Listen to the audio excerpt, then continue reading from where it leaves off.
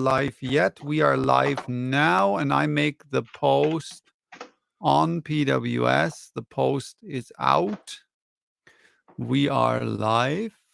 Who would have believed that we're live? I know, over 3 fucking years. And James is already on the chat. Hello, James. James is already on the chat. We will start in a minute or two, so that everyone knows that we're live. And okay, relax. I am so excited. We have one viewer. Cool. All right, Peter McKinnon, inhale. I'm not Peter McKinnon.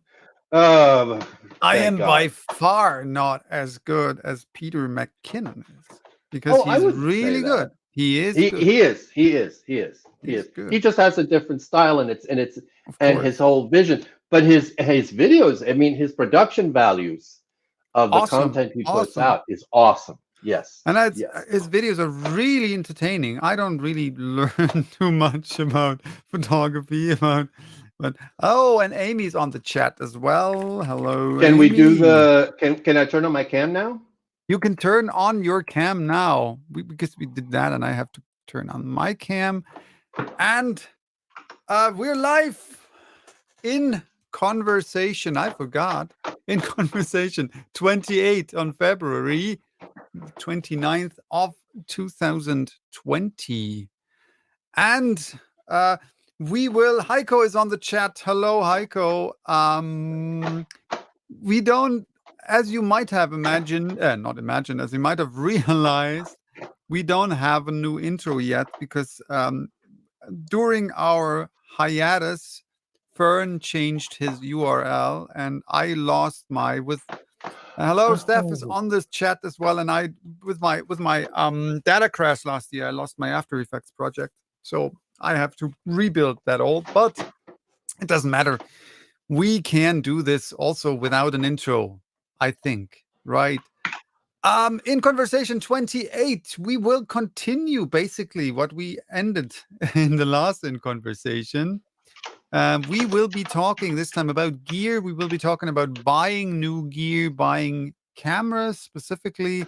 We will be talking about what we might want to have in mind when thinking about getting new gear, which is, I think, interesting, because I bought new gear last year, and Fern, well, you bought your camera 2 years ago, right?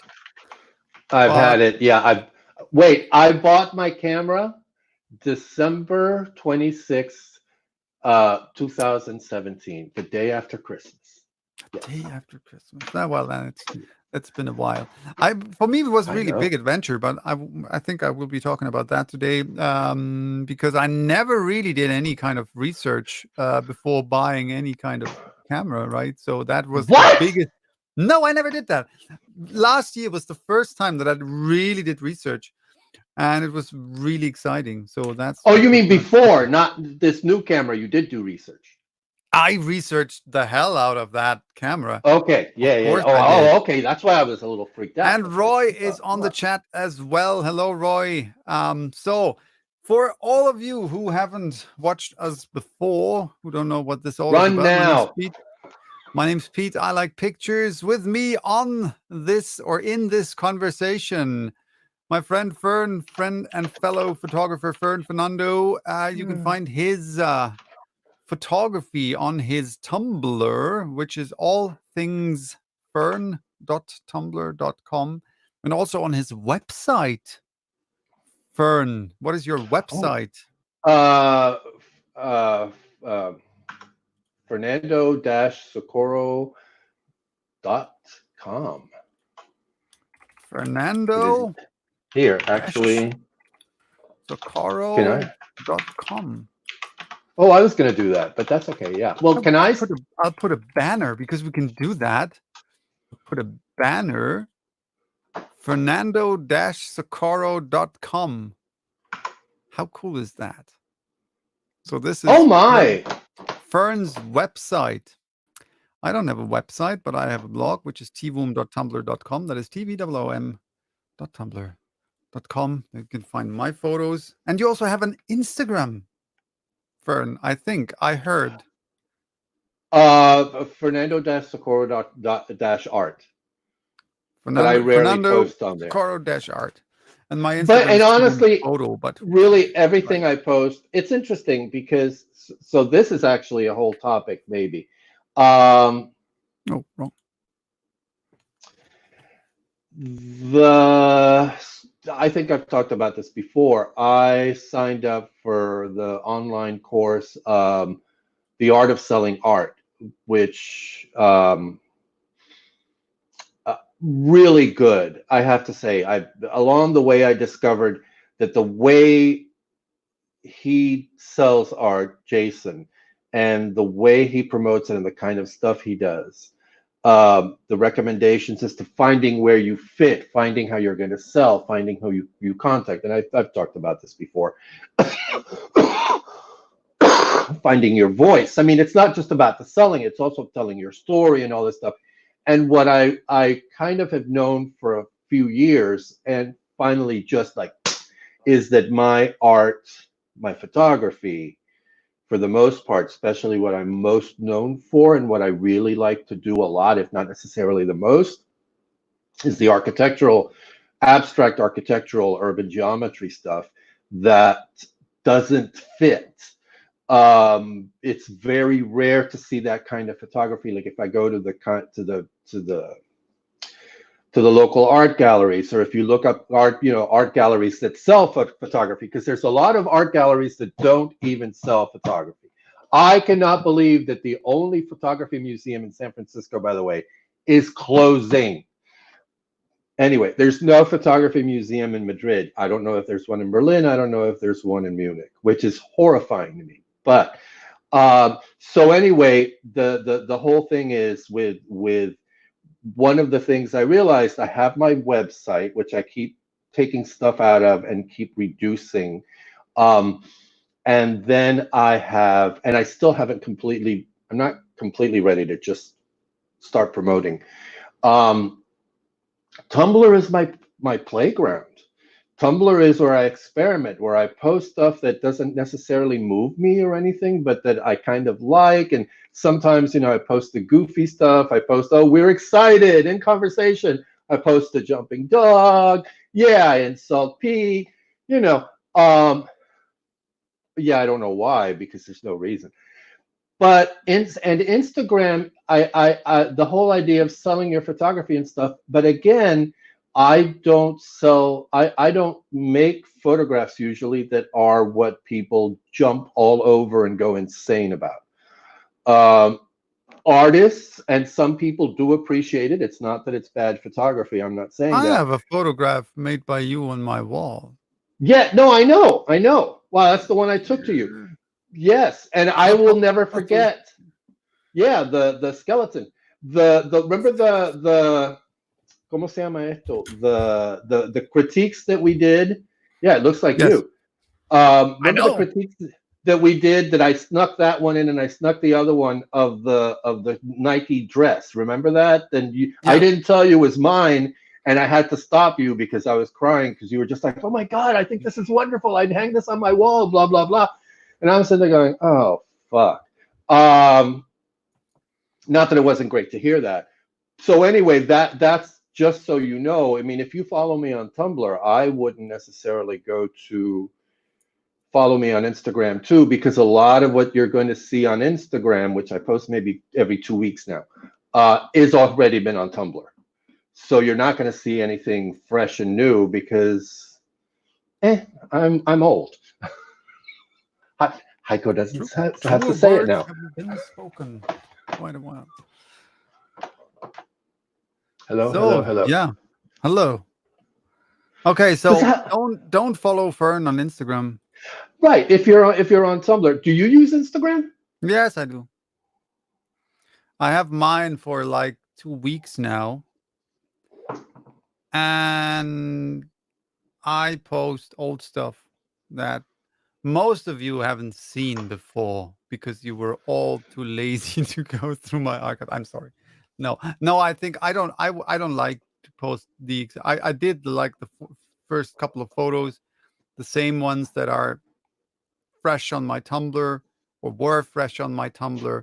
But now I thought I'll just post older stuff that I really like that I want to show again because I don't like to just to post the same things on Tumblr again. So if you're interested in what I think are my best photos that I posted in the past, you can go to my Instagram. And also I found, because a couple of people asked me who are not on Tumblr, who do not use Tumblr, and do you have an Instagram? Do you have an Instagram? And so I decided. And also I promised Carol, right, in one of our conversations to make an Instagram. And I made an Instagram like a day after. And I was so immediately so annoyed because Instagram suggested me like a million celebrity Instagram pages. And I just, I was so annoyed by that because I didn't know anyone and they're all super famous and I didn't know them. So I thought, I don't care. And so I deleted it, but I made another one. And so like have it now for 2 weeks or something. And yeah, so there's that Welcome to TV being old, by photo, the way. TVOOMPHOTO. That is my Instagram. If you Welcome to being old, where I finally, and I've been into the whole celebrity thing for when I was much younger, but nowadays it's like, yeah, and then the influencers and you have all these people who rise up to the top, get up, get seen for a couple of months or maybe a year or so, and then they disappear because there's always. By the way, a colleague, sorry to interrupt you, a colleague of mine, coworker, told me a story like, did you see that influencer, that Instagrammer, influencer, use the word influencer. And of course I made a joke about influenza, which wasn't funny at all at the moment, but okay. So, that influencer, she blah, blah, blah, told me something. And I said, how many followers do you need to have to count as an influencer? And he said, I don't know.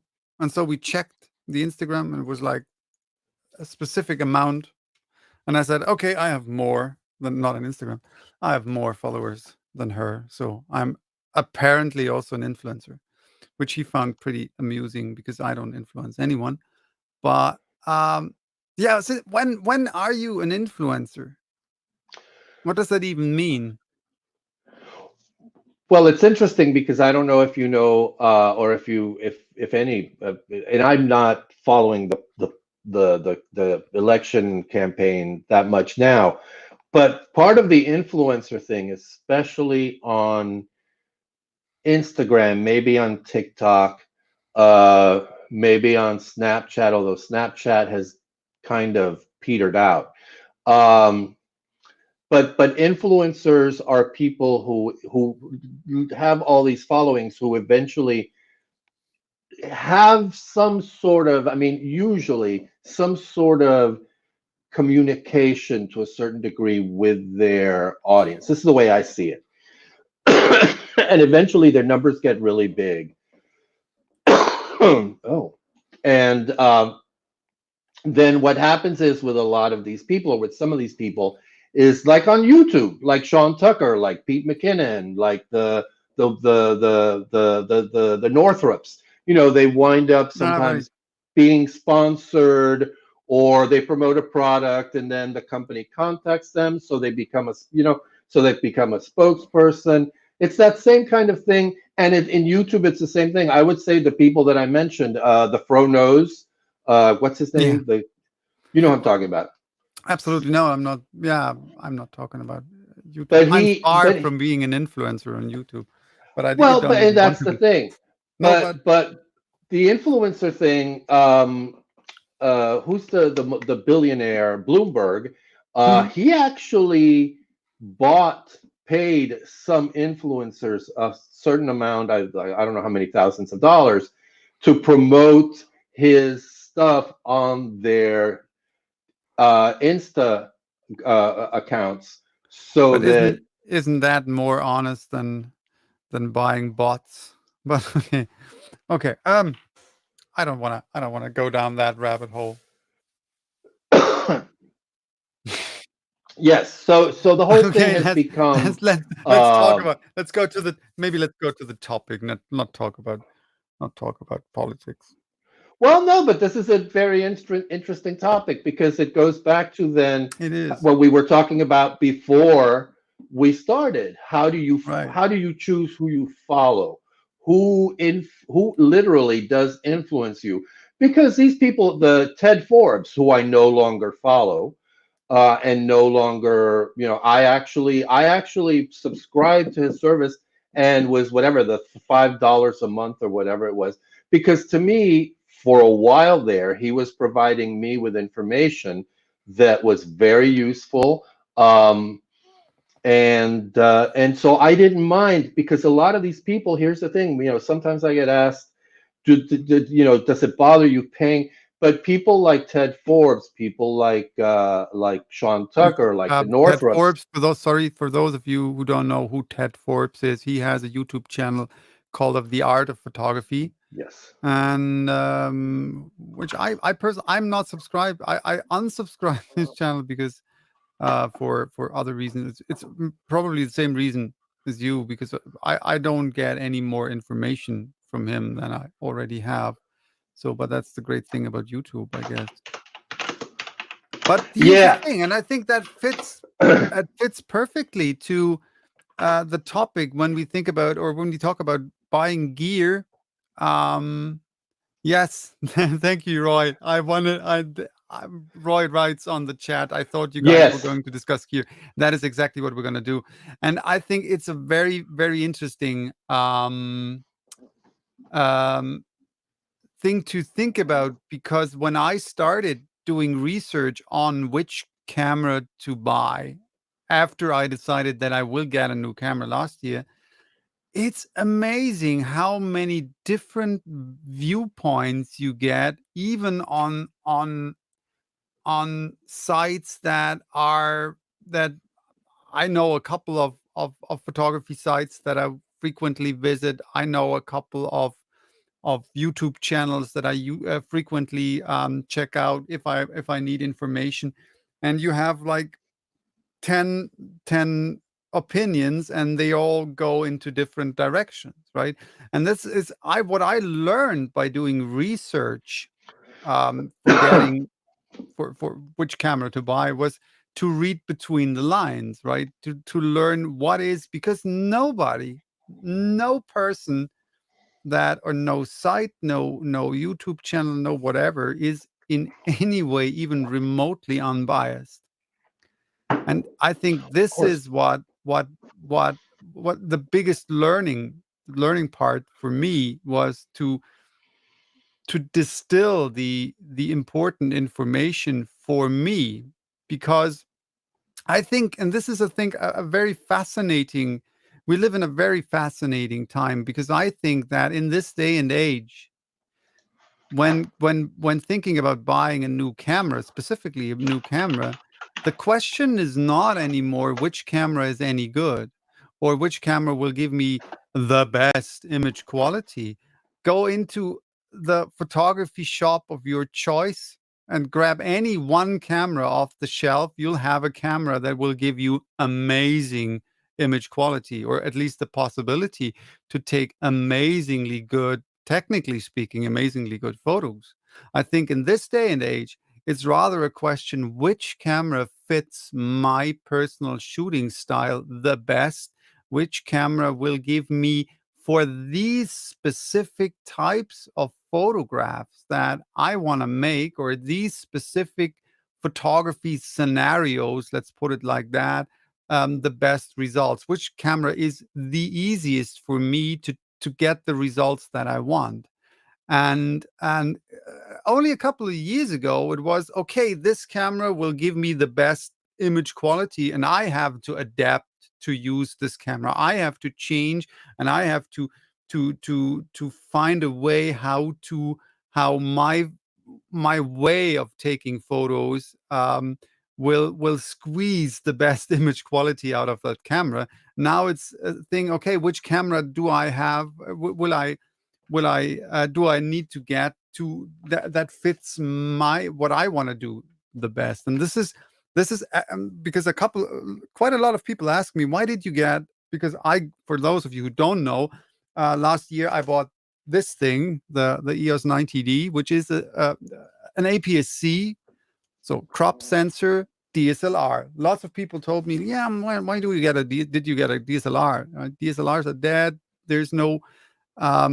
Also, why did you get a crop sensor camera and not a full frame camera?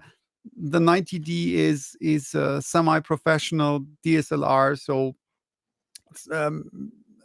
it's a rather expensive camera, and I would have gotten for it almost the same amount of piles of cash, a full frame camera, right?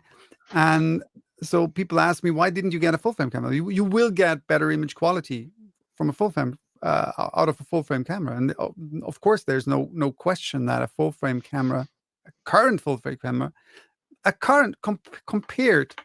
compared to current crop sensor cameras, compared to current full frame cameras, and here we are at the point, in not ideal lighting situations, will give us better image quality. Low light photography, still no question about that, full frame is king. I read tests, and now it becomes interesting that apparently, according to one test, I don't know what they tested, but according to that test, the 90D has a slightly better image quality in so-called good light than the Canon 5D Mark IV. I don't know what they tested. I don't know if this is true, but if you can even compare that, if you can even say, okay, this is an image from that camera, this is an image from a camera that cost about double the amount of money, and you can put them side by side, and some people will say, hey, the image quality of the camera with half the price is even better. So if that is even a topic, then we see how far we have come. On the other hand, and let me conclude here for a moment at least, if we look at even at like current advanced amateur cameras, they, without any question, they provide better image quality as super high professional cameras, right? 15 years ago. And so we have, or 10 years ago, no question about that. So the big difference between cameras, the huge difference between cameras now is rather the question of features, rather the question of how fast and how accurate I can shoot with them, how much control does a camera give me, and not the question of image quality anymore. It's interesting because so possibly the best video, and I know you're not a fan, but possibly the best video, and I have it here. Let me see. I did copy it. It's a 3-minute and 23-second video. Let me see if I can post this here, and if it will go through on YouTube. Yes. Okay. It is Chelsea Northrup talking about why her decision-making process of why she dumped Nikon and switched to Sony. And she talks about, here's this camera, blah, blah, blah, blah, blah, blah. And they use both.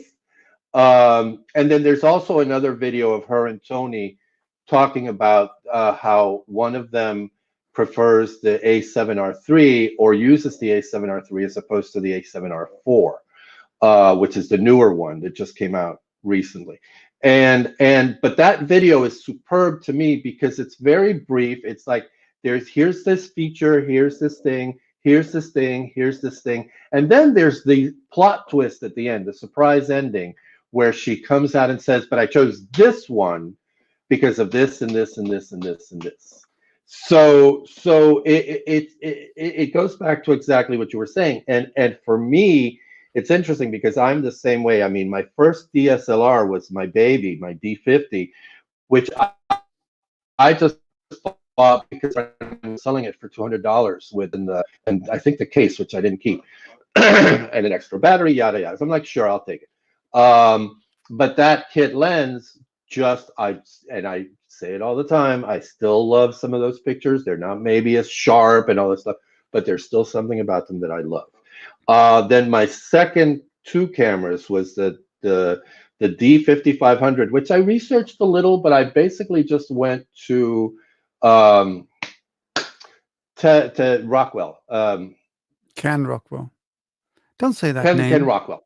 Don't say that name. Why? Because no, don't say that name on my channel. Why? Have you ever been to his website? Have you ever Yes. looked at It's any a of mess. his photos? Did you ever read any of his articles?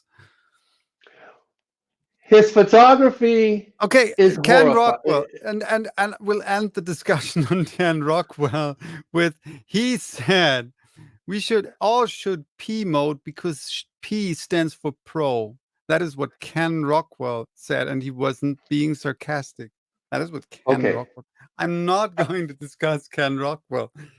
Look, the guy made a mistake, and it's funny because you latched onto the same thing that the Fronos latched onto, and he posted this video. Ken Rock, that and some other stuff. Funny. Oh yeah, he posted this video. Ken Rockwell is dangerous, and blah blah blah. He is dangerous. I also believe that he's dangerous. See, I think he puts misinformation out there, and lots of misinformation.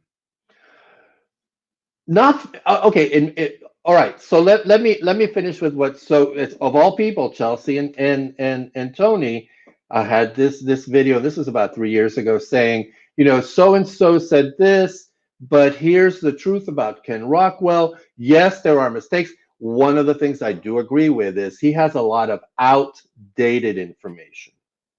Okay, that I think, and he's gotten better. I think he should clean up that site a lot, but he doesn't really do that. He's more into the testing and the use. His photos are. Go ahead.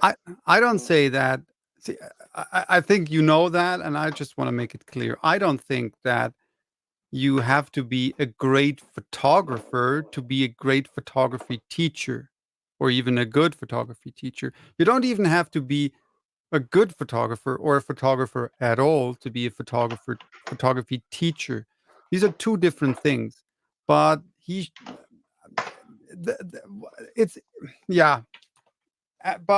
but the information that he provides is in so many cases plain wrong and goes into a really wrong direction and gives a really wrong impression. And I don't want to bash his photos. There's a lot question of taste, of course, but well, they're family snapshots. I mean, he doesn't, and he does them a lot of times just to show you. For example, here's the clarity, here's the, what is it, the chroma, whatever, So they're not art. I mean, and again, I mean, they're not his. They don't have to be. Yeah, and they don't have to be. They're not his professional photographs. So those I still think sometimes make me cringe. But I got over that real quick. And I have to say, I don't read him for broader information. When I go to him, I always go to him for very specific information about this lens, this camera, these comparisons. And when I do that, very wrong sometimes. See, I've never. Let me put it this way: I've never been his recommendation about the D50, the kit lens. I think was absolutely on point. The 22 to 80 Nikkor, which is a cheap plasticky lens, it just feels cheap as hell, and it broke. And I was able to get a used one. I think that lens was brilliant. I think he's right about that. I think he was right about the Fuji. I mean, I research other places, and that's the thing too. I research other places. I go to DP Review now all the time. DP Review, Digital Photography Review, really good site. Did you copy, by the way, the URL and post it on Facebook? Oh, no. Yeah, because I posted, I put Okay. it on, but it's not showing. So if you could Yeah, just copy probably it from the you're chat. not you have to give me your username, the one that you use now, later, because then I can add you as a mod, and then you can post links, because apparently links are not allowed for everyone. So now the link is in the chat. Well, it's still. Oh, okay. There you go, Roy. There we go. Yeah, it was on there for me, but it wasn't showing as a link. As a link. But the thing is but again, I think you have to find and follow who you're comfortable with, which goes back to what you were saying, and the topic is about choosing. No. Um, Sorry to disagree. Sorry to disagree. I agree with that. We say we have to. If it's about the way of teaching, yes, absolutely. It's find the person or the teacher you're comfortable with. But if it's about wrong information, and that is what I saw with him a lot of times. I went through his website numerous times, because I thought it can't be that, because so many people bashed him, and I'm usually the person like, yeah, it doesn't matter how good you are as a photographer, right, right. if you give good information. But there's so many really horribly wrong things on the site, and that's the same thing, like, yeah, do it this way and do it that. What I said before about another person. If something is my personal opinion, I don't like that. I have to state it as I don't like that, but don't state it as carved in stone. And that's not how to do it. Yeah, no, And no, this no. is when you put stuff out there, information about technology, about then you can't mix it, or at least you have to make it clear, hey, I don't like it because, but there might be other people who do like it, and not just putting it out there and saying this is how it's supposed to be. I mean, I get it. He wants to he makes a living on that, and he has on every of his sub sites, he has his PayPal link where you can send him donations. Fine with me. I have no problem with that. But it's just the information on that site is, I wouldn't trust him with anything, See, because I saw so I many had mistakes on that site. totally different experience, at least for what I've researched. When I bought, so anyway, so I bought the D55. I did research him. I did research on the web. Blah blah blah. Seemed to be for the mid range, lower mid range pro, semi prosumer, as they call it. Um, it was what I could afford. It seemed to be a good camera. And at the time, I have to say, I was like, I started with Nikon. I love my baby. I love the way it feels. This has a very similar body. I already have the lens. I'm going But to stick but with isn't that this. isn't that isn't that the point? I mean, Yes. it's not hard to say this is a good camera, because every camera is good nowadays and has been for the last Yeah, 10 years. totally, See, totally. I would, if I where I here, this is my first DSLR that I bought, the Canon 550D, the Rebel T2i. I use that for professional shootings. Why? Because I can, right? Because the image quality, and still, I would still use it as a second camera for shootings. I wouldn't use it as a first camera, because I have a better one with a higher resolution Right. and better image quality, and because that thing is more than 10 years old, and I don't know when it will fall apart completely. So there's no literally. I mean, the buttons fell off today. I heard something Really? clinking in that, and I took the lens Oh off, and a screw no. fell out of that. That's how but it still works. The thing is, it's no problem to say, hey, buy that camera, because it's a good camera, because every camera is good. Yes. And it's just the question is, and I think, and I apologize, but Ken Rockwell is one of my pet peeves, one of But my he's few a good pet example. peeves. He's a great example. But what Your is pea farm. yeah, right. My pea farm, exactly. Um, but what are, like, let's go back to the topic. I mean, what are, when, if we can agree on that every more or less current camera is more or less good, So the question is, what else other than image quality is what we wanna look at? And for me, I think one of the biggest, absolutely biggest, and most important factors, and was really one of the most important factors why I bought that camera, is the form factor, how it feels like, how I can work with that. I love to have as many buttons and switches and dials as I can have on my camera, because I want to be in complete control. I want to be able to control everything without having to go through menu settings. When I take photos, I have my camera in my hands like 99% of the time. 1% of the time on a tripod, but 99% of the time in my hands. So it better damn feels good in my hands.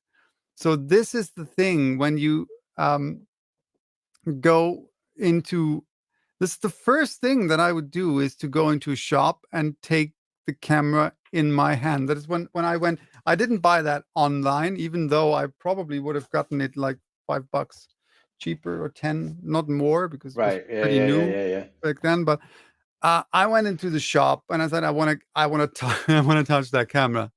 The same goes when I got that lens. I had the camera with me, put the lens on the camera, and looked through it, and I see, because that is the most important thing. Does the camera feel good? Do I want to take photos with that camera? Yes. This is the single most important thing. And this is, by the way, this is the exact reason, the, one of the two reasons why I didn't get a mirrorless camera, for the simple thing that I haven't had any mirrorless camera in my hand that wasn't too small for me, because I have comparatively big hands. One wouldn't believe that, but my hands are really big. And I haven't had even one mirrorless camera in my hand that felt right. Even that 550D is too small for my hands. And so I'm really happy with the size of that camera. So it's funny because so first of all, because I keep thinking about this when you're talking about everything is good now. What when you said that, and when you keep saying that, you remind me of, by the way, as an aside, it's the same situation when people ask me about and have been asking me for years, because I've been working in technology since the mid 80s. Actually, maybe even a little earlier, because I was studying to be a technician. What computer should I buy? And it's like, what do you use it for? This, and this? You just use it for email? Go get yourself, go look, the price, the feel. They're all pretty much good if they're a good, solid brand. You can have issues. Macs are supposed to be excellent. My very first Mac that I bought over, I want to say about 14 years ago, was a MacBook Pro. The first one I had to return the next day because the drive didn't work.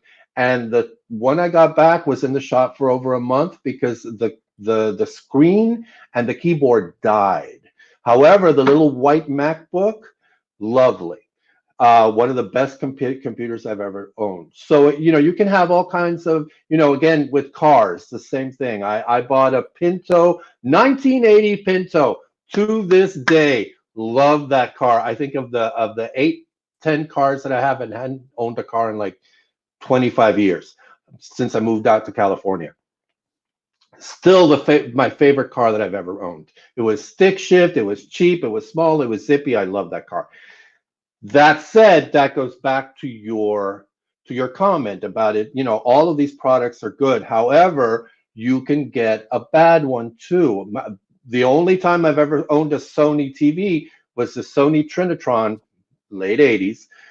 Stereo Sony Trinitron died after 6 months, and the warranty was up. I didn't buy the extended warranty, and it was the tube. And this is a Sony, which is supposed to be perfect. But that's where I also learned how to do research, because I went into Consumer Reports and found out that Sony was not the most reliable at the time. It just had the brand name. So there's the reputation and there's the reality. Okay, so those are the things that inform me when I go shopping now. Yes, this is the best known. It's a very popular product, but is it the best product? And I usually go to Consumer Reports. I go to DP Review. I go to Ken Rockwell because honestly, he has not failed me. He has not failed me. So I had my D50, which again, I loved, felt perfectly great, blah, blah, blah. Bought the D55. And because of Ken Rockwell's recommendation, I bought, instead of keeping the lens that I had, I mean, my D50 I would have sold it for maybe $50 because it was already like 10 years old. So I just gave it to a former student who really wanted to go into photography. I don't know if they have or not, but anyway. And I bought, what was it? A 24-200 Nikkor lens that didn't have the stabilization. So it was a cheaper lens, but Rockwell said, if you want to save some money, here's the older lens that doesn't have stabilization, and here's the newer one. You know, if you want to save money. So I did. Lovely lens. And then I also bought the little Fuji X100S, which still had the 16 megapixel. It was used. Lovely camera, by the way. And I'm bringing this up and going into those details because having the D50 and then having the fixed lens quick shot camera showed me that I could go outside of just the Nikon brand. Okay, so I had those two cameras for a year. Then I was able to afford, as some of you know, the camera, the inheritance that I got, and paid off my loans, blah, blah, blah, bought the camera. In my camera research, I got really deep into the camera research, and I didn't just depend on Ken Rockwell. I went to DP Review. I went to Consumer Reports, the Northrops, a whole bunch of places. And I narrowed it down to the D850, which, by the way, I had used only once, a D800 that TJ had let me use. Remember who joined us like a year and a half ago on InConversation. Our staff photographer, we were doing a project together, and he allowed me to take portraits, which was an amazing feel because I just walked and everything was ready and took the pictures and they're done. Wonderful camera with a 135 millimeter defocusing lens, which actually provides stellar bokeh. Gorgeous experience. And I'm like, well, I can afford the D850. It had just come out. And I liked the D55. I loved my baby. So this is in the Nikon family. Then I also, about the same time, the A7R III came out, and it was hailed as a great camera, autofocus, yada, yada. Considered that one. And I also considered, and I think I've talked about this before, the GFX 50, the Fuji medium format camera that sounded really good as far as the quality of the images, the much larger, it's like 50, I think it's 50 megapixel sensor. And I did my research and I started to think about what kind of photography do I do? The GFX 50 would have been good for the reason that when I take pictures of the architectural stuff or the plants or let's say scenes and stuff like that, and I'm sure you're like this too, Pete, I take my time. Right? So I don't need, yeah. So again, there's the A9, the Sony A9 and the Sony A7R III. The A9 shoots like 20 pictures per second. The A7R III shoots like 7 or 8 per second. The D850 shoots like 7 or 8 per second. The GFX 50 shoots 4 or 5 at most. But again, I don't need that fast shooting experience. So I'm like, okay, so again, these 3 cameras will help me do that. The other thing that I thought of was, okay, when I take these pictures, I also sometimes will take pictures of people. I love to take portraits, and I've started getting more into that and getting more into the street portraiture. So the G50, the GFX 50 was out because I realized This is not a camera, and every reviewer said this. This is a camera, if you're going to do portraits, you use it in studio because it's a slower camera. The autofocus is not the best, but once you have it working, boom.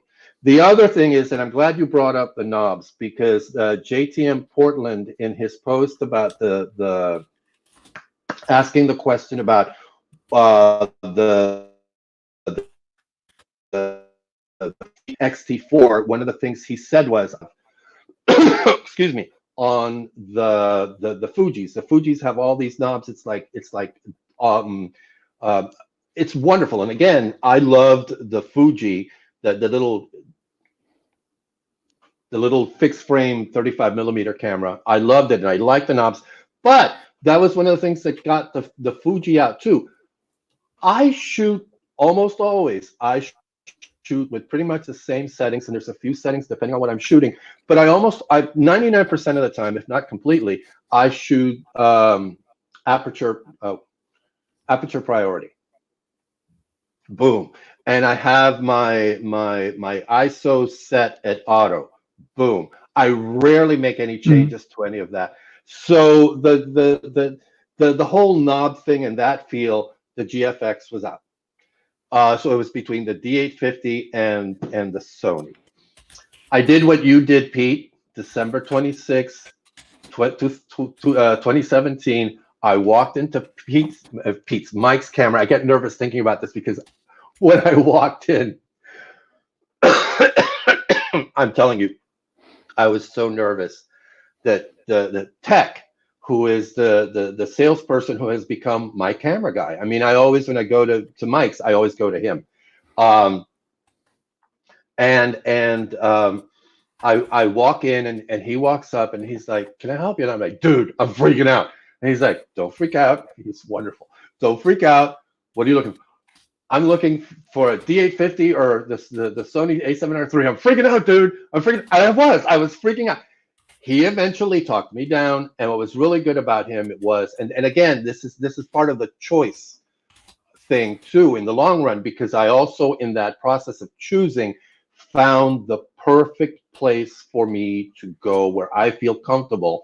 As you said, Pete, I would rather go to a place where I can hold the camera, where I can talk to someone, than pay a little less but get it, shipped to me. Because of that experience. I mean, some stuff I will buy online, but I would rather support a local business and get that feedback and that support than just, boom, I'm going to buy this and get it back. Because could be good products, could be even a good corporation, but I know that this is a dependable company. May change at some point, a dependable environment, establishment. So anyway, what was really interesting, he tried to explain and all this stuff, the differences and everything. And what was really cool, and again, why I really like going to tech, he realized, and the other guys are the same way, because I've gone when he hasn't been there. He realized at some point that I knew the research, that I knew what I wanted or how I used the camera, and that I didn't need that kind of support. So he eventually just stepped back, and then we had a conversation about what I want, what I don't want. Let me hold the camera. And that, by the way, Pete, was what convinced me about the Sony A7R III as opposed to the D850. Yes, the D850 felt really good. It's a heftier camera. It's larger.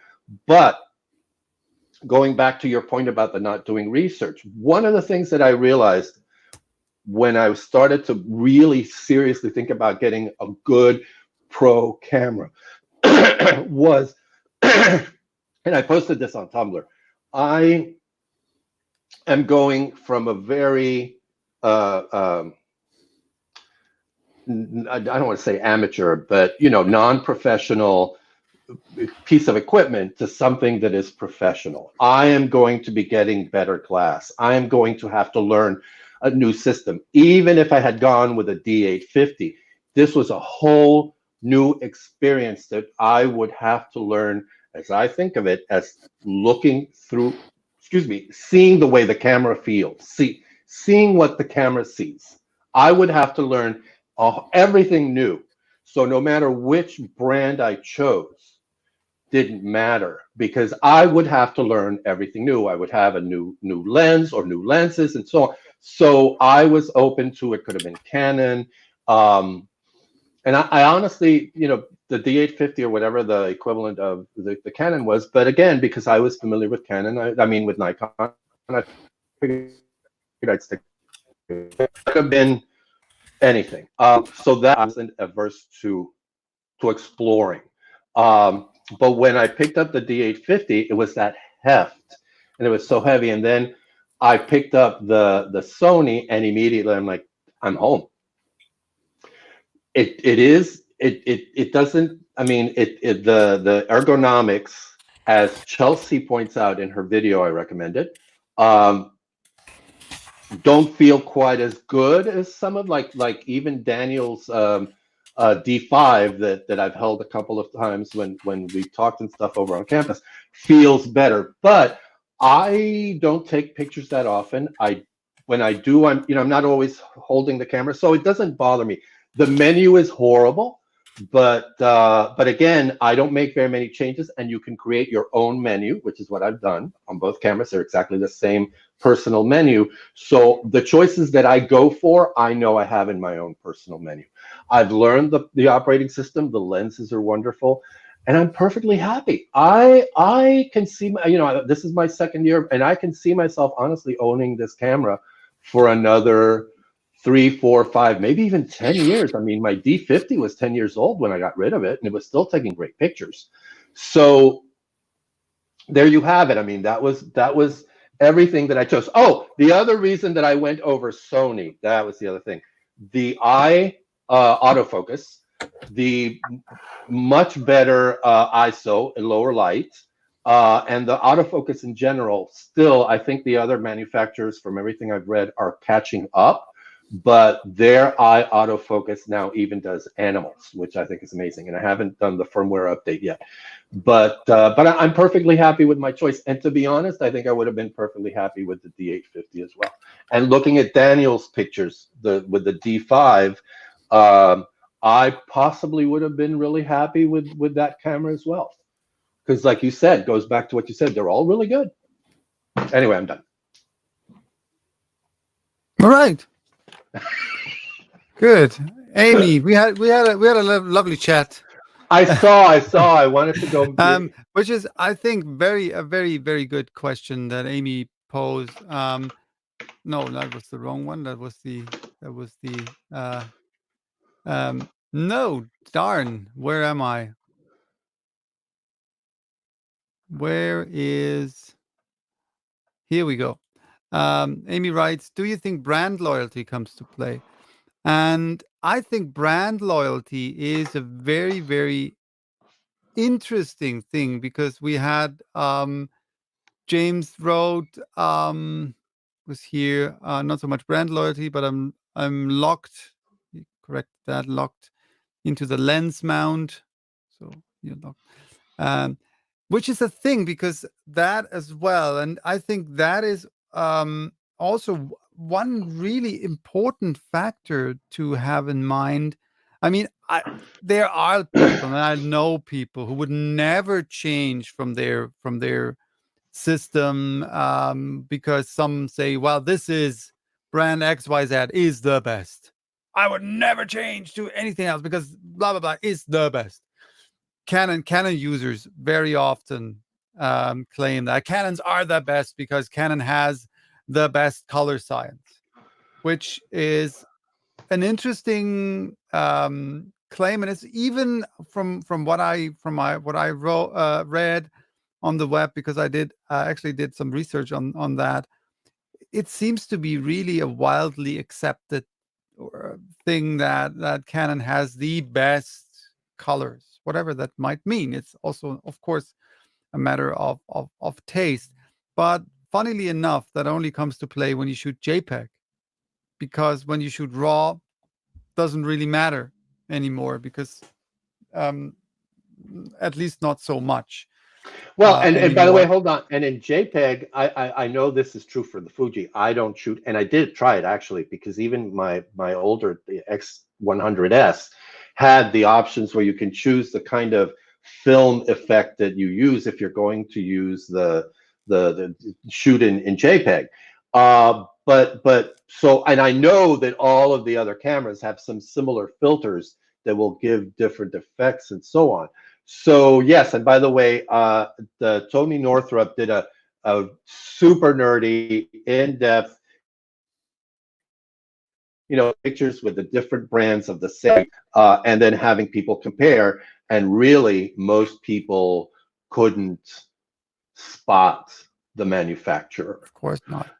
But again, it's that whole thing of, well, yes, However, I will also say to that, and I think it was Sean Tucker, and I think also Tony, who said, yes, if you look at even in RAW, there might be a slight warmer or colder overall tone to an image in RAW, but that's still minimal. And as that And you can video that I change posted, that. If you shoot RAW, you it can doesn't matter if the camera makes the picture a bit warmer or greener or whatever, you can change that.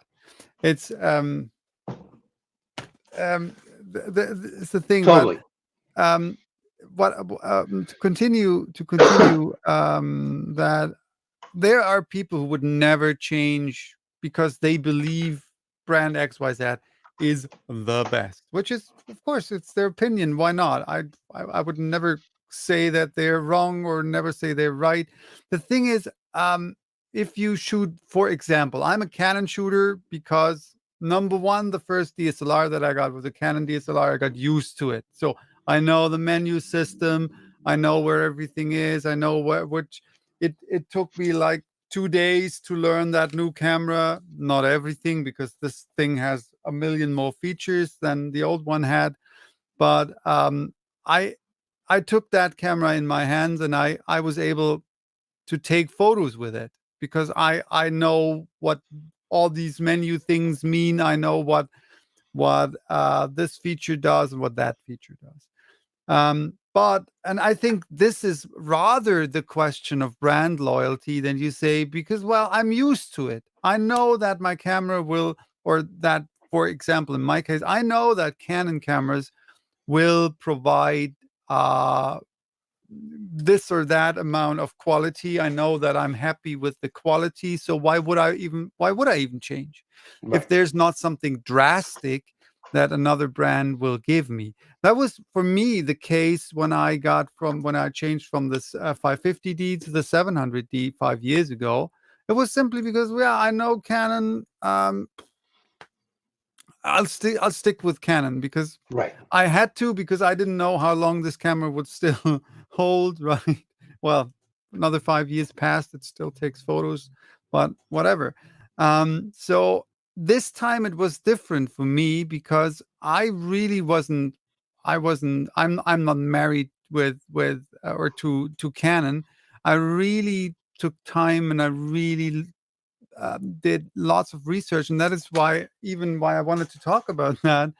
And I have a list which is like 5 or 6 screen pages long. What kind of thoughts went into my decision process?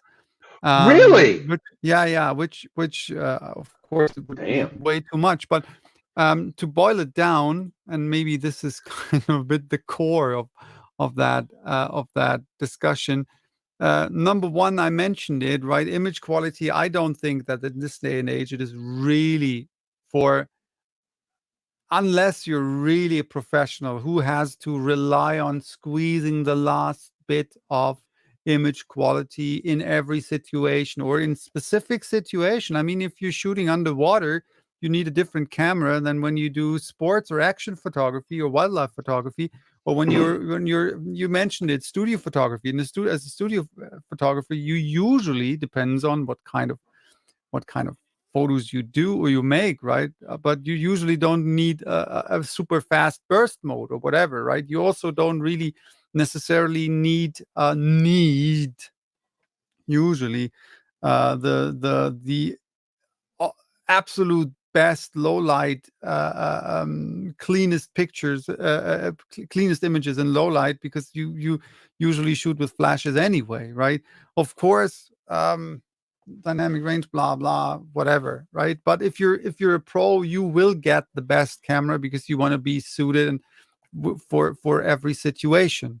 But for me, here's the thing about usability, and I think that especially when we're beginning photographers, when we don't really know what we want to take photos of, the big question of what do I really need is a question that is almost not possible to answer, because we don't know what we need.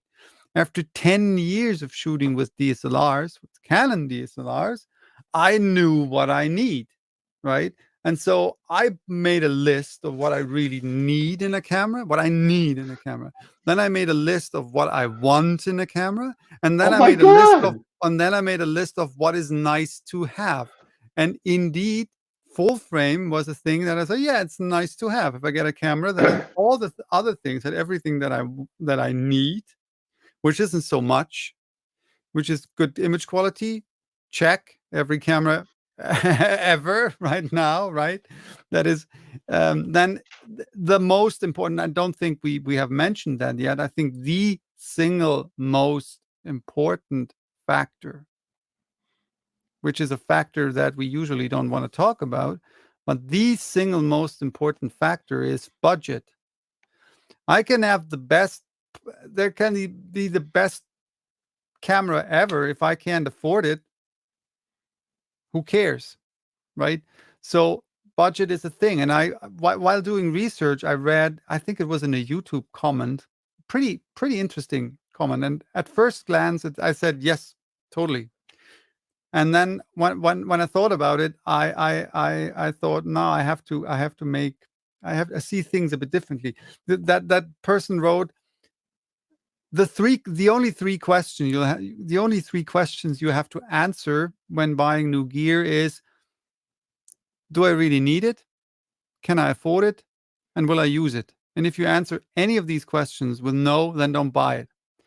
And I said, at first glance, I said, yes, totally. And then I realized, no, I mean, I totally agree. If you can't afford it, don't buy it. Doesn't make sense. Especially not, I mean, if you're a professional photographer, well, you can probably write it off, whatever. But as a hobbyist photographer, there are so many possibilities that you can do. You can buy used cameras, which can And use become lenses. dirt cheap. Used lenses. I bought used lenses, and I'm super happy with them.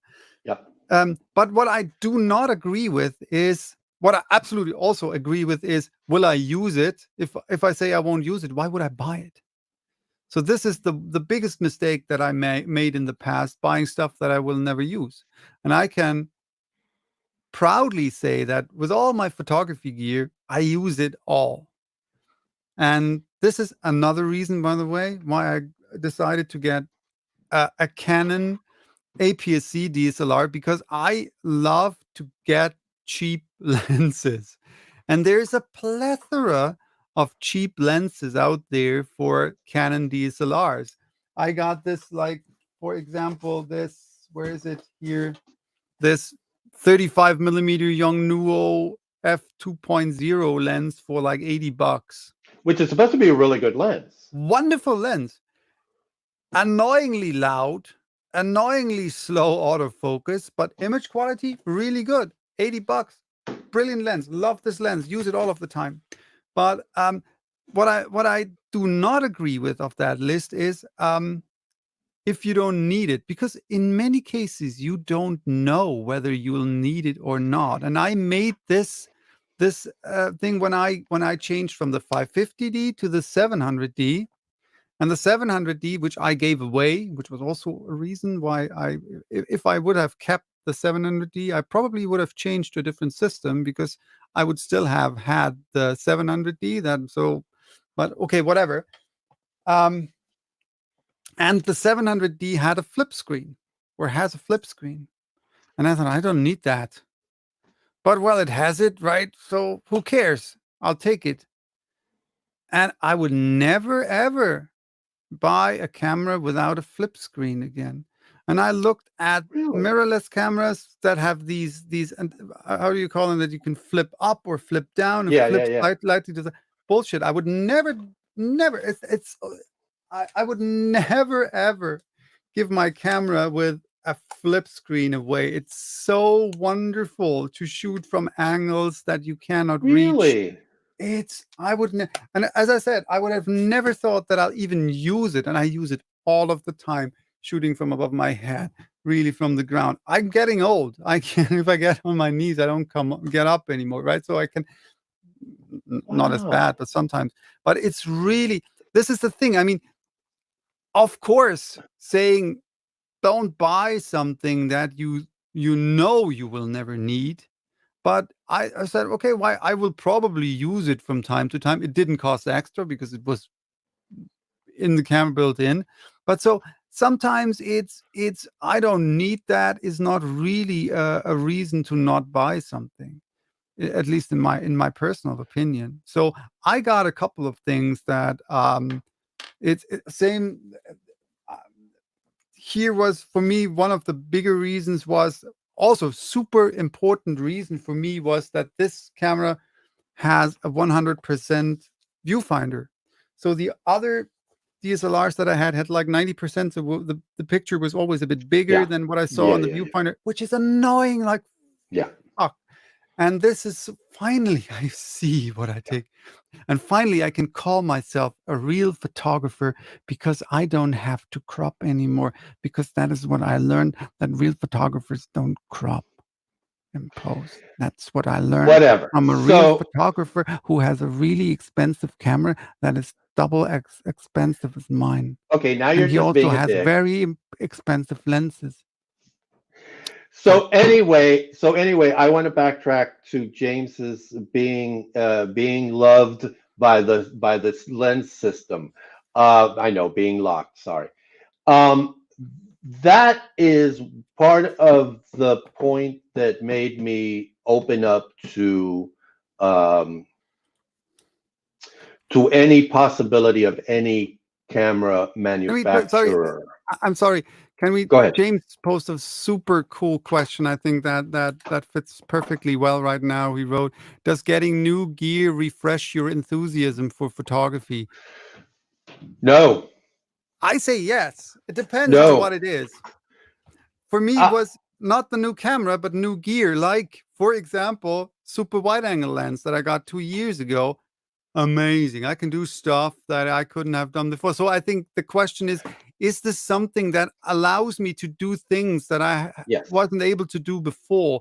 Be it a faster lens, meaning a lens with a bigger aperture, or a lens that allows me to get creamier bokeh or more interesting bokeh, or like really new lens for me. New lens means new camera, or same camera, but or a new camera I know that what you feels mean. like the It's a old new camera. camera. You're seeing it It's a in a new new camera. way. Yeah, it's a Super new wide camera. angle, a 10 to 12, 10 to 18 millimeter super wide angle lens. One of the best things that I ever bought. Can't use it all of the time, of course, but I can do stuff that I couldn't have done before. Brilliant. So definitely. And I went because I'm a fortunate person that I have a forest behind my house. Not my house, the house that I live in is like 5 minutes from here, and there are a couple of lakes. So I hop on the train, 15 minutes to the lakes or to one of the lakes.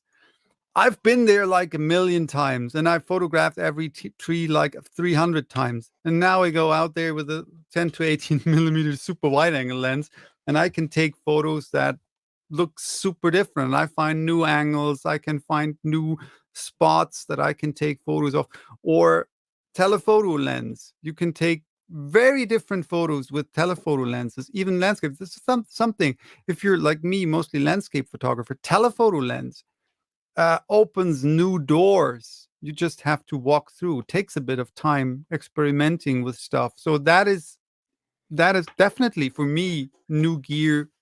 Definitely can refresh the the enthusiasm. So I'm glad you brought up the lens part. So I don't disagree with you, and but also for me, it's not that it didn't necessarily refresh because I haven't lost. I've gone through dry spells. I've gone through, and we've talked about this before, through the photography burnout thing. But the bottom line is for me, quite a while ago, I realized this is a part of this shtick. This is what I'm going to go through every once in a while. I'm a depressive on top of everything else. So, hey, just let it go and deal with it. So it has fresh what Pete said. The new equipment, like switching from the D5500 and the Fuji and actually those two were different experiences. It gives me new ways of doing stuff. However, getting back to what I was talking about, James's point about being locked into the lens system, I know that I don't have that creative vision of, oh, let's take an angle from here. Let's say I don't.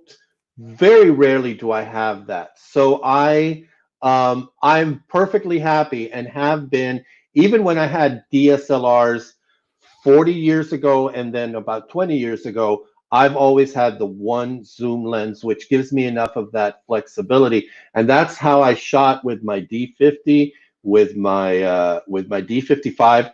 The Fuji opened me up to a prime lens experience, I will say. So yes, it's I don't think of it as a refresh, as maybe as what Pete said, an opening a door kind of thing. But to go to Pete's to James's point about being locked into the system, that's part of like the big difference between, for example, Pete and I. He has all these lenses and stuff. I was a one lens guy for 11, 10, what is it, 10 years, and or 8 years or whatever. And now I was a two lens, well, for 5 years. I was a two lens guy when I had the D5500. When I bought the Sony, I had the one lens, the 24 to 105. Perfectly happy with that lens, with that G lens, because I'm not G Master. Absolutely love that lens. When my camera broke, remember that I had to send it into the shop about a year ago. I thought, well, what about, so basically I talked to TJ. He said, if you can afford it, get the other body, which I did. And then I thought, get the 55 millimeter prime, which everybody, including Ken Rockwell, says is such an excellent lens. And it's cheaper than the 50 millimeter. It's like 66% cheaper than that other lens that Sony has in its lineup. Now I have those two lenses. I have the two bodies. I don't switch lenses. So for me, getting back to the choice part, when I was buying choosing between the Sony, the D850 or the GFX, the gear part didn't matter that much because I would have gotten the higher end lens that they have, whether it would have been the Sony, it would have been the zoom lens for the Sony, for the Nikon, or for the GFX, and would have had that one lens. So that being locked in, again, because I knew I was switching over to a whole new world of equipment and gear, didn't really matter because I knew I was going to step into another world. But again, I'm not locked into it by gear because now I have the two bodies and the two lenses. But even now, I would be perfectly happy with just the 24-105. The D50, the 55 prime is lovely, but there you have it. So again, it goes back to knowing what Pete was saying, knowing what you want and how you photograph and your state of mind. And maybe here's the other suggestion, which I see every once in a while. You want a new piece of equipment, go out and rent it if it's possible. Yeah, perfect. Or ask someone whether they have it and borrow it, right?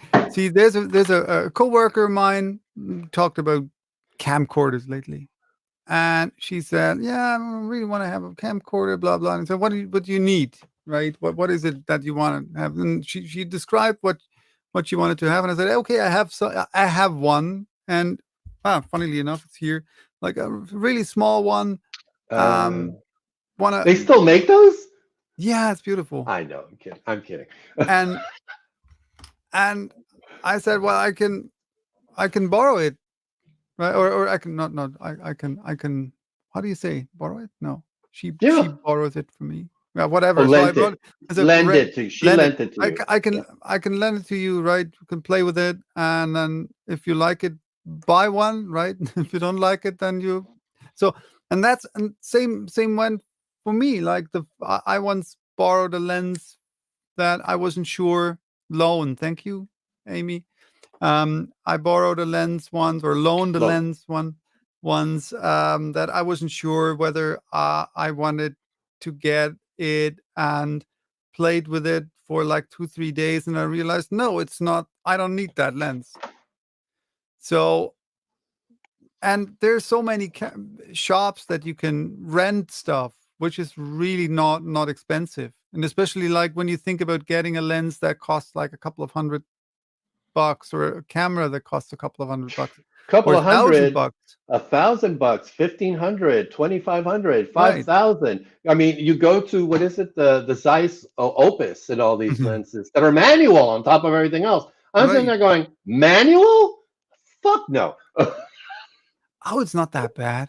And I'm currently working on a video with doing macro photography with vintage lenses, completely manual vintage lenses, and it's beautiful. So much fun. Yeah, but and here's the thing. I'm not saying for me manual. No, I am. I mean, I know I'm a boomer, but I am a digital baby. I could not do a lot of the stuff that I do in this if I didn't have the modern technology of computers, of digital, photography, of all this stuff. If I had to develop my own shit, if I had to measure, if I had to use the light meter, no, because I've been down that route, not just a little, and I know I suck at it. So I manual. Rare. I don't honestly. I forgot how to do manual on my camera, which is easy, but I forgot how to do it. Well, manual. The manual stuff about lenses is not that hard. No, I mean, what do you do, right? You change the aperture and you focus manually. That's it. Yeah, you change the setting and actually my camera. I did. Because I'm crazy sometimes. Usually I'm not, but sometimes. So I took the what was it? Super Takumar 50mm 1.4 lens, so 1.4 manual lens, so super shallow depth of field, 1.4. And I went to the butterfly exhibition that was on, or I think it's still on, in Munich. So, and I took photos, and it was a pain in the behind, but the photos are really cool. There's some really great shots. You're happy with the results, and you had fun. Yeah, and I had fun, and we're happy with the results. And this is the thing. I mean, I think this is the difference. If you're like, and I think this is also the difference when thinking about buying a camera. This is, even though it's a semi-professional camera, I can shoot much faster with that camera. I can be I can be faster, or I can shoot with precision much faster with that camera, because it has all these features that this camera doesn't have. Sure, this thing has 32 megapixels. Okay, this one has 18 megapixels. Image size aside, I don't get necessarily better quality images with that camera than with this camera. And I think this is what so many people do not understand, that the image quality, even the technical image quality, will only be in very, very fringe situations much better with a more professional camera. The thing is, what is better with these cameras, or with the more expensive, more professional cameras, is that you can work more precisely faster. That is the thing. The autofocus is faster. This also has, like you mentioned, an eye autofocus, which is just insane. It's Isn't insanely it good. wonderful? It is really I good. love my Yeah, autofocus. I it's do. I love it for videos because I put my little 24 millimeter Ah, on the camera, put eye autofocus on because that drove me insane with my because I did a lot of filming with the 700D and also with the 550D. Getting stuff in focus when you're not the guy behind the camera. I mean, when I'm behind the camera, I have my rig, right, with my follow focus and stuff, no problem.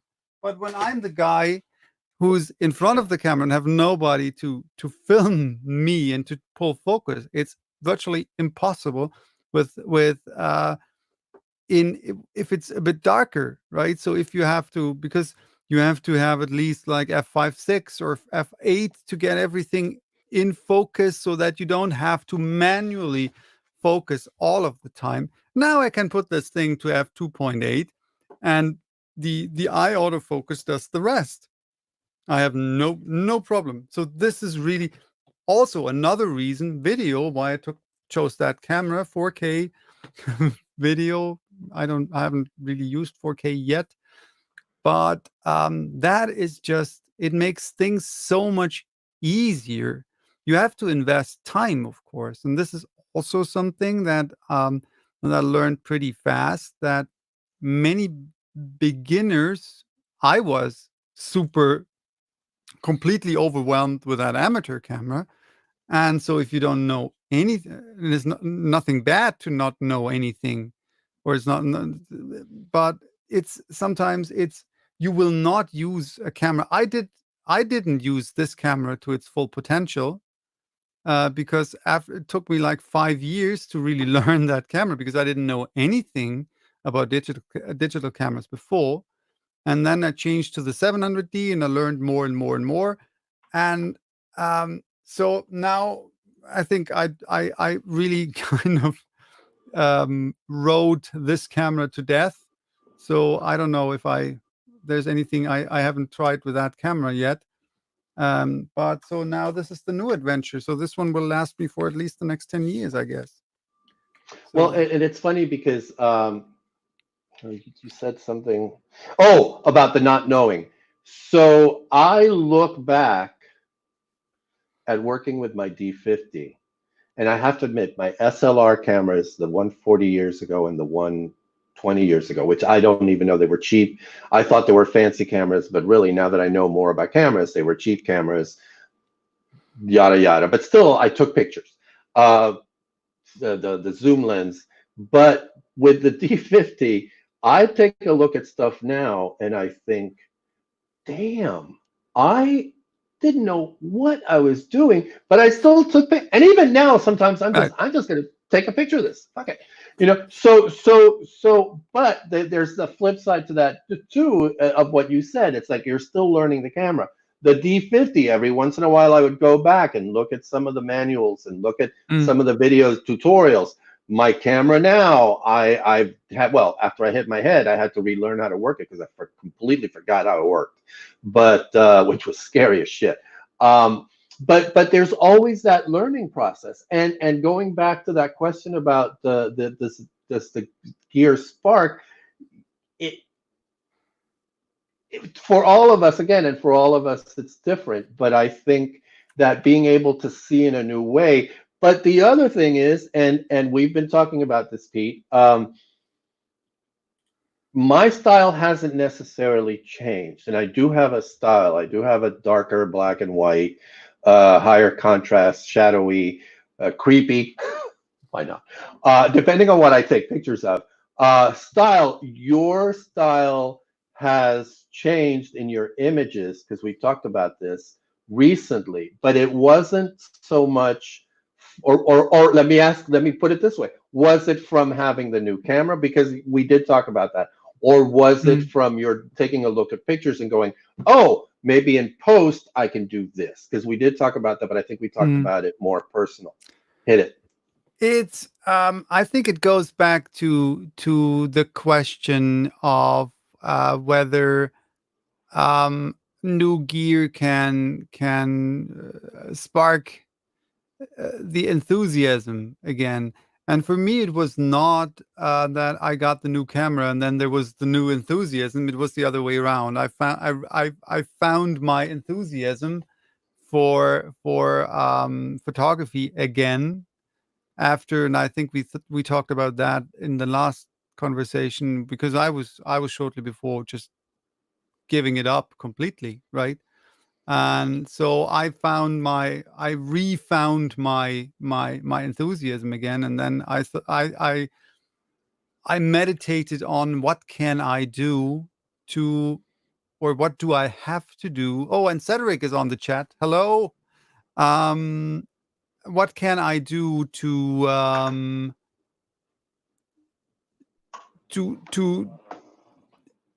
keep the fire burning, let's put it like that. And it was not necessarily, for me, it was rather the question, because I was happy with my 700D and I was happy with the image quality. There were just a couple of things and I said, okay, I want to do that, and I cannot comfortably do it with the 700D, because the 700D is an amateur camera and it doesn't allow me a couple of things that I want to do. And then it was kind of interesting that I had this job. I took photos on it was a corporate, it was some Christmas thingy for a company, and just taking photos of that Christmas celebration. And I was there, and it was so much fun. Shot with two cameras, it was really fun. And I thought, well, I could have taken much better photos with a different camera, because this and that camera gives me this possibility and that possibility. So there was suddenly that spark of creativity. So okay, so then I got the new camera, and and then I started, because if it's about my photography, or in general, if it's about the stuff that I do in my artsy endeavors, I'm pretty much of a control freak. I want everything under control. Other parts of my life, not so much. But my photography, my writing, everything, it's pretty. Or even theater was back then. I'm so and so I learned to trust my guts again, because I was so much in my head in the last 2 years, and really thinking too much. And I need to do this, and I need to do that, and I didn't. I always went like the safe path. Yeah, I know that this works, and I know that this will work. And sometimes things don't work the way you imagine them. So you have to shut that fucking brain off and just go with your guts. And that's going back. And that's what I meant. I think we talked about that briefly when I said I learned to trust my camera more, in terms of, hey, let the camera do what the camera is made for, making photos. And I'm just the guy. What do I want? It was really literally so, okay, what do I want in the photo? Okay, and I need to find a way to communicate that to the camera, and then let the camera do the rest. And so what I've been doing in the last, and that's, we're back at color science with Canon cameras, because I personally really like the colors of Canon cameras. So I've been shooting much more JPEG lately, because I just think that the images come out in a way that I like, and I don't have to put the work in it later. And I have to, because I have a more or less classic art background, because I had really strict art teachers which I'm grateful for. And so I was never happy with a photo that just turned out great after I clicked the shutter button, right? There are photos you click and photo turn out, and it's like, it always felt like as if I'm cheating, right? As if I'm lazy to go with. And so that is another thing. So hey, I did the work, right? I did my part. That I'm I that is my part in photography. I chose the angle, I chose the framing, I chose the settings. It's not that I'm full auto, because no, I want that. I want this type of depth of field. I want this exposure. So, and the rest is what the camera should do. And so there was suddenly a lightness there again and a liberation there again. So photography became fun again. So, and then I bought books, I read books, I watched videos about, and it was all the same basically. Hey, don't don't force it. Let it be, right? Let it happen. Well, And and even go ahead, go ahead. no, I'm basically No, done. We talked about that briefly before the right. stream started. Like with there's a thing where if you're shooting in the wrong light, I don't think uh, that there's something like wrong light. But if you can't force it, right? You can't force the sun to shine from the side when it's up on the sky. So if the light is good, you just take the wrong photos in that light. Me in that case, right? I just took the wrong photos in that light. So I have to change, and I have to go with the flow, and I have to go with the situation and not force something. So that is when and then it clicked, and we talked about that, and it clicked, and I put my, because I believe in symbols, right? And I put a picture, a photo on my blog on that day when I realized that a specific photo.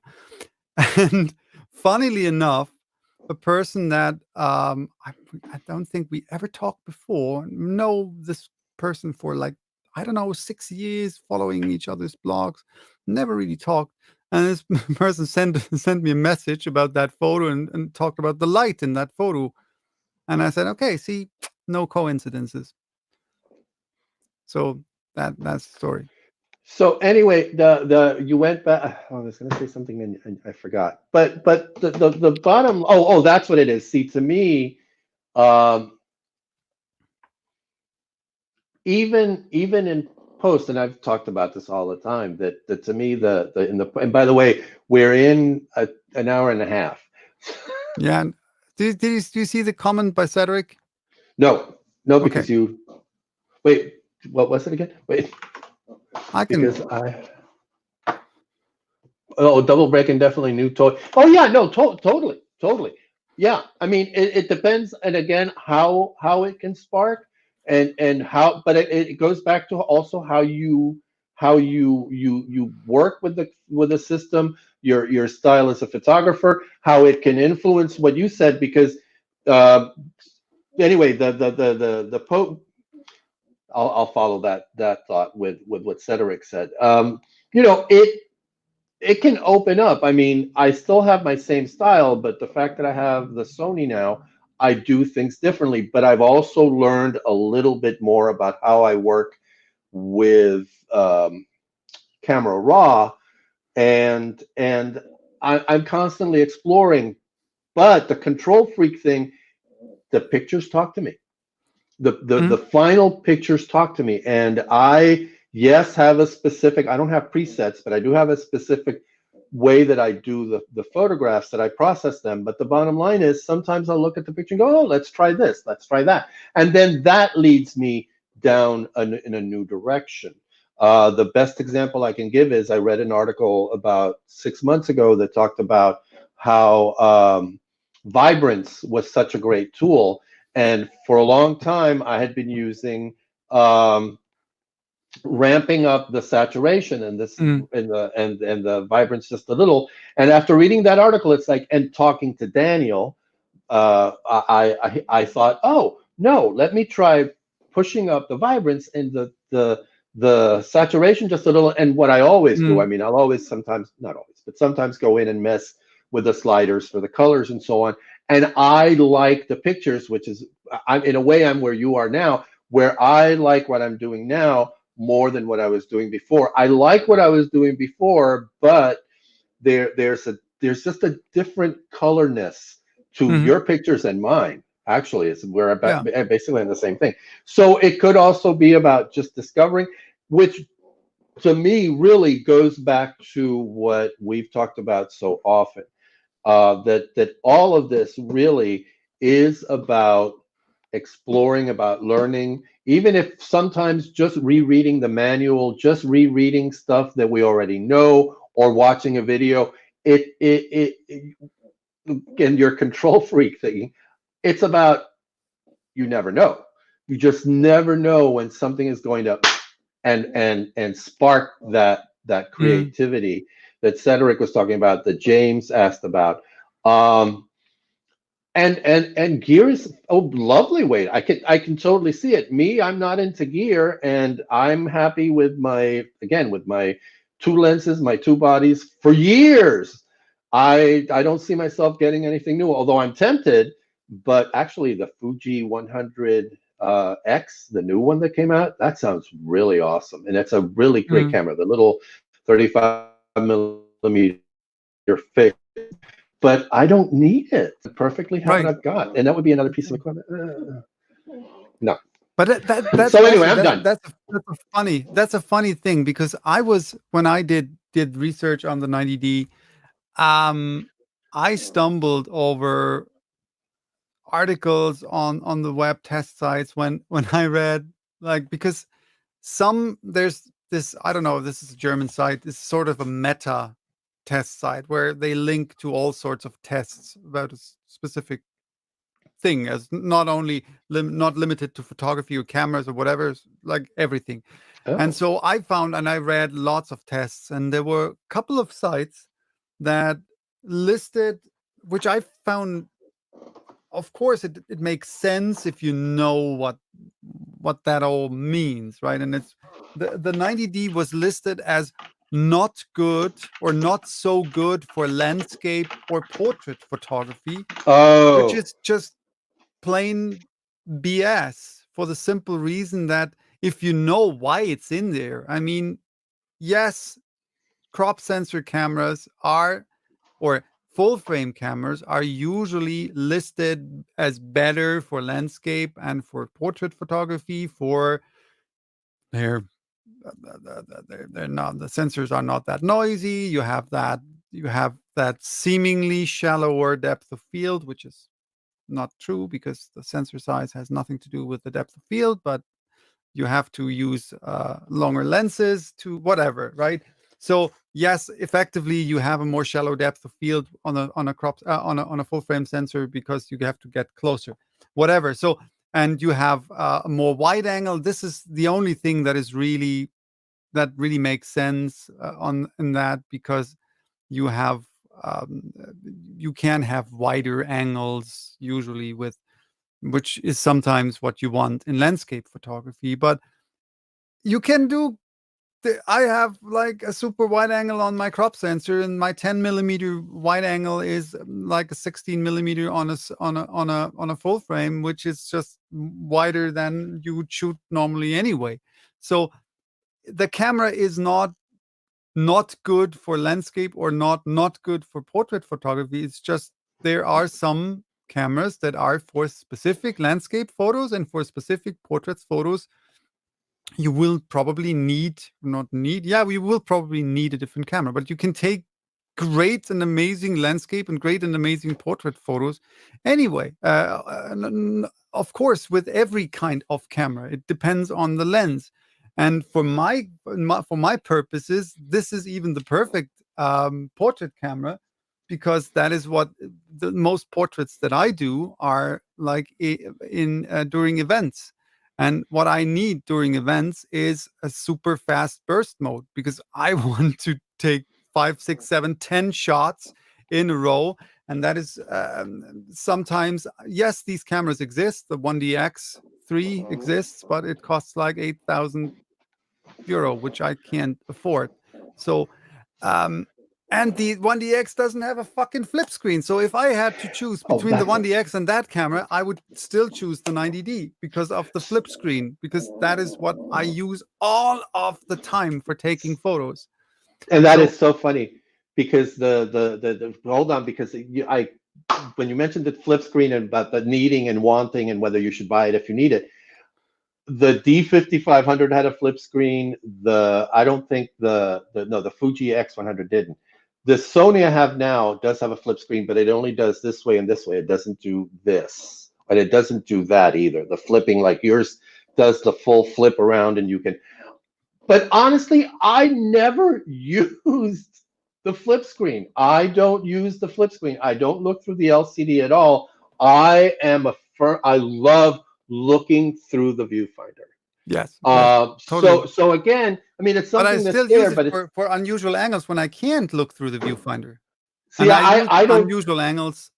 That's I what I don't use, shoot right? unusual angles, and again, it goes back to Right. the style. I don't shoot. I'm my vision is almost always very linear or very from where I'm standing to what I'm seeing. So I can't remember the last time I did the unusual angle thing that I couldn't do through the viewfinder. It just and nowadays, by the way, you can use your phone Hmm. to control. I'm sure you can do it with yours, and you can Yes. focus, and so you don't even really need the flip screen. Perfect. Oh, You okay. know, Yeah, that is a good point. That is a really good point. I haven't thought of that. That's a really good point. But which I've never used, but this camera is the first camera that I have that I can connect with my phone or with my tablet. Cedric wrote a very interesting comment. I'm going to read it. I'm a very best value for money person, so I never look ah, new releases as something I'd invest in. I saw the XT3 prices tank hard, so over the New Year's sale, it was a no-brainer.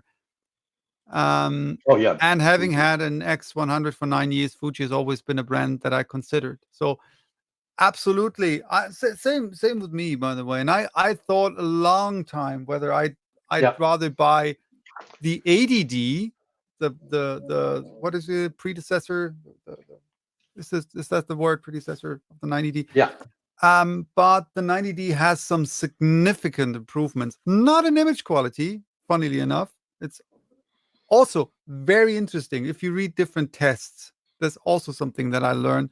Some people said, yeah, there's this considerable better image quality, and others, right, there's hardly any improvement in right. image quality. And then you look like the graphs, and I learned to read these graphs, and you see like, yeah, of course, there is little bit better image quality, as in But dynamic range and stuff. But it's not that we talk about something that can't even be seen with your fucking eyes, right? It is, you see that if you really pixel peep and put the images next to each other, and when you shoot test charts, this is nothing that is in real life even noticeable. So it's right. like we talk about like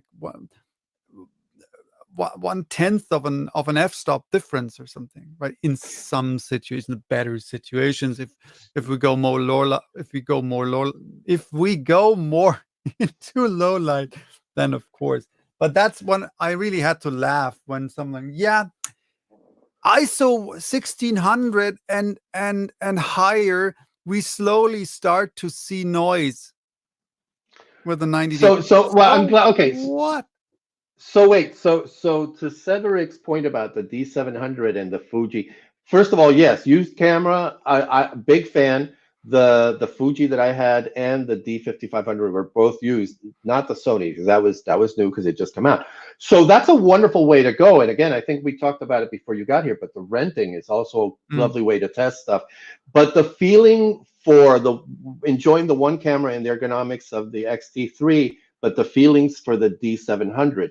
If you can do it, um, and I've talked about this before, so I'll just go over briefly. I showed TJ, our staff photographer at work, the photographer who works in my department, some photos I took at, I think it was ISO 2000 or something like that, of people dancing in very low light.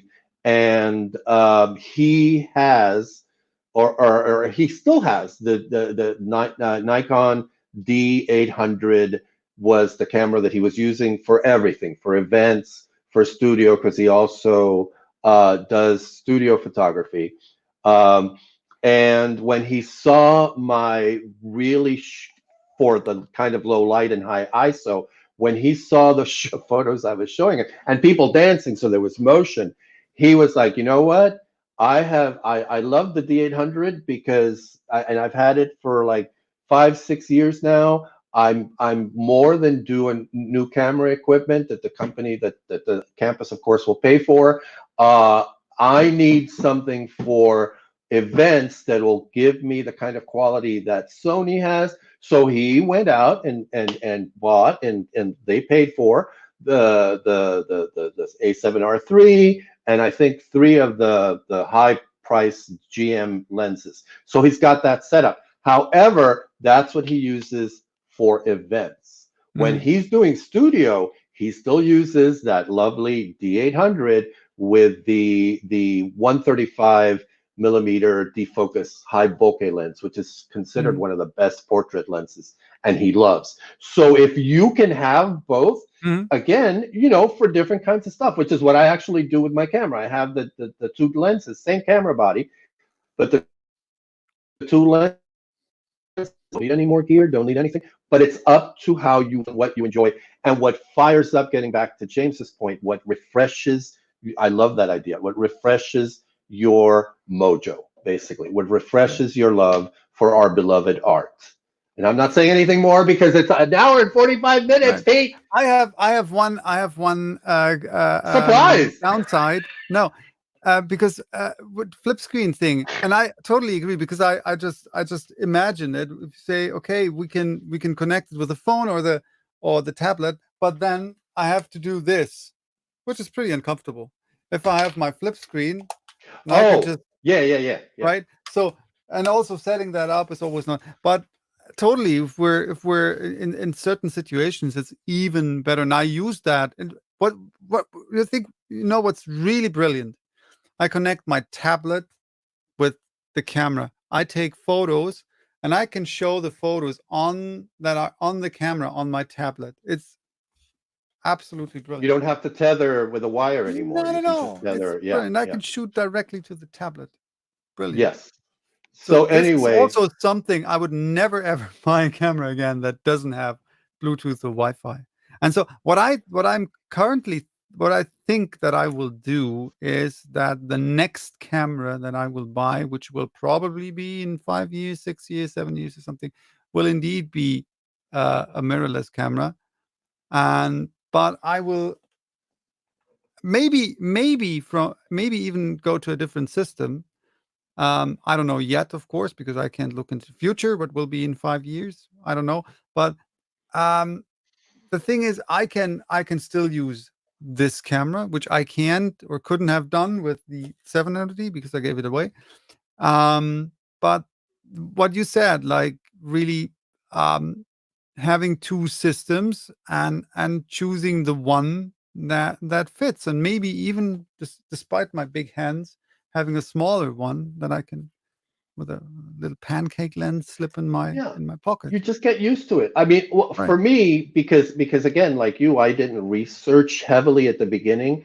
I just picked up something and I learned it. So that's what I always go back to. I mean, unless it's really uncomfortable, and then it even goes down to the way I carry the camera and the way I operate the camera. So I, and I've talked about this a couple of times. I have the strap, I carry it, and I carry the camera like the underbody, and I also carry it with my left. Hold on. And then I am going to shut up. So what? Oh, I carry the camera like this in my hand, and then when I'm going to take a picture, or I'll carry it on my left, I switch back and forth, which is why I have these little strap thingies on both sides. So then I'll take the camera and I'll do, oh yeah, totally. Yeah, no, we talked about that. Oh yeah, Peak Design, they don't pay us, but damn, they're good. No, the strap, the clip. Yeah. Oh yeah, you use the clip. Yeah. That's the thing. I love that clip. I can't use the clip. However, when I'm gonna shoot, I have the grip on this side. See, yeah, which I thought about, but again, it's how I know I carry the camera, and I carry it on one hand sometimes, on the other hand the other. And if I'm carrying it on my left, it's okay because I do. All right, we get it. Pete is a Peak Design whore. I'm a Peak Design whore, really. Not getting paid. They're absolutely overpriced. pieces of No, gear, no, but no, worth not for the every quality. cent. There They're you go. worth every cent. No, it's really Because the two expensive. Like bags you that I pay like have, 60 yeah, bucks for that clip, but it's worth every cent. yeah, yeah. But anyway, so when I photograph, I literally will put the lens cap on, take the lens cap off, turn the camera on, turn the camera off, put the lens cap on.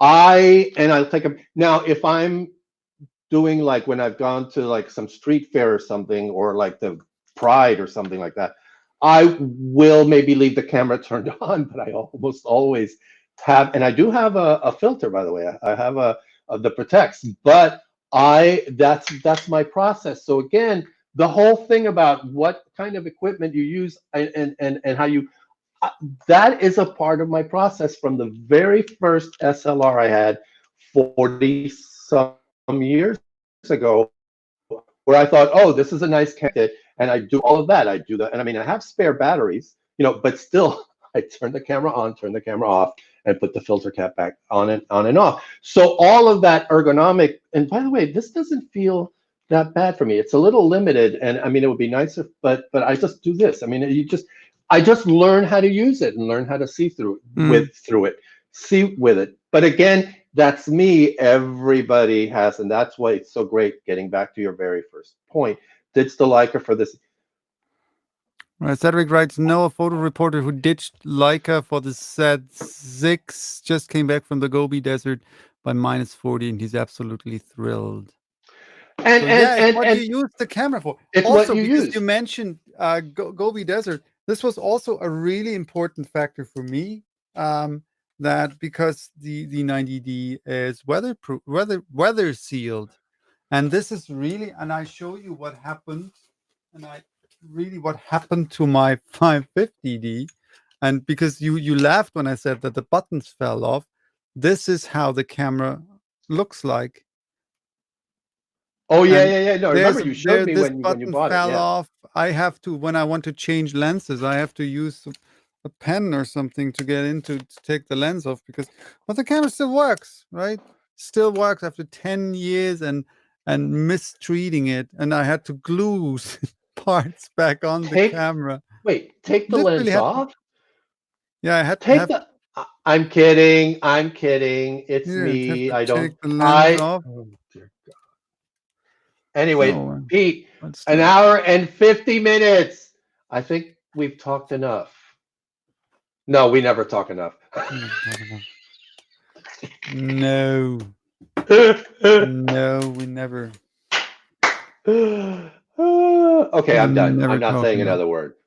Let me just check my list whether I forgot something about. I think let me mention two things. One thing is that one really important. I think. Well, we mentioned size. We mentioned weight. Really important thing. What I think is also a really important factor for when thinking about getting new gear, different gear, is, and this is how different we are, right? You say, well, you had that camera with one lens, or you have that camera with one lens, you don't really care for accessories. And so I'm a person, I want to have the possibility to have accessories, and this is also something, if you're into that. Also, like as I mentioned already, crop sensor, DSLR, no matter which brand, Nikon, Canon, whatever, there's more, or there are more accessories available, even from Right. third parties, because um, um, crop sensor cameras are amateur cameras, Well, they've been around for so long. and they've been around for quite a while, and you get many different types of gear, even from third parties, like I mentioned, or like I showed, this Yongnuo lens for 80 bucks, which is a really good lens, and the Canon equivalent costs like 300-400. And I saw tests, the image quality, there's no real difference. Yes, a little bit, but nothing that would what's the difference? Why I really think about? I don't think that I will get it. But why I really think about getting the Canon equivalent is that the autofocus is faster and the motor is not as loud. So it's also the usability Right. and not the image quality.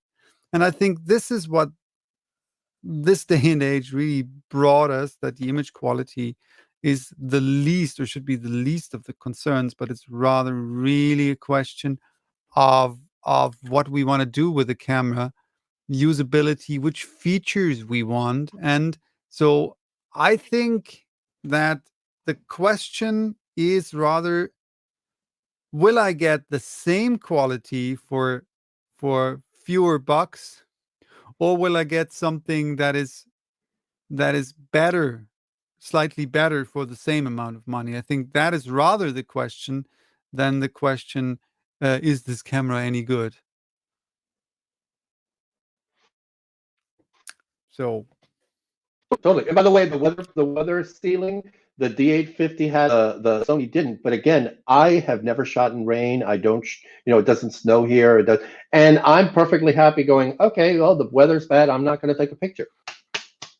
So that was a part of what I thought of for a while, but then I went, well, no, that's not important to me.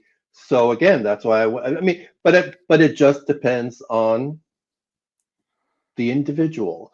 So yeah, maybe this was helpful, maybe it wasn't helpful at all. Because we don't have answers. We have suggestions. No, in these conversations, you don't get facts, you get opinions. You get bullshit. Let's be real. You get, and when I'm alone on video, you'll get all the facts. When I'm with Fern, you get all of our opinions, which is a lovely combination, I think. And, all right, so I'm done. Let's wrap it up, dude. 2 hours. 2 hours. That is. I need to go to the back. Okay, the important shit. I need to go to the back. I know. Is it? I mean, like you were before we started.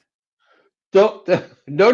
Do not drink tea and a big 24-ounce glass of water before you're going to do one of these things. Let's just put it that way. That's why I stick to wine usually. Oh, I'm going to drink tonight. Fancy. No, I'm going to drink red tonight. wine. No. Enough. Let's go. Wrap it up. I'm going to wrap it up. So yeah, we talked about what we think, what Fern loves about his cameras. That is what like half of the show was about. Then we had a third of the show talking about American politics in the beginning, and then I leaped in and talked through the rest of the show about what might we want to have in mind when thinking about getting new gear. Probably not really helpful, but for us at least, and I hope for you also a bit of entertaining and some maybe a bit of food for thought. So next time I think we will have a bit more substance in our video. We wanted to have a guest today, sadly didn't work out, but next time maybe he or she, I won't tell, will join us. So yeah, this one's for today, I think. Fern, say goodbye, and I say goodbye too. Thank you all for being with us, and till next time. Yes. God, it's been over 3 years. And broadcast.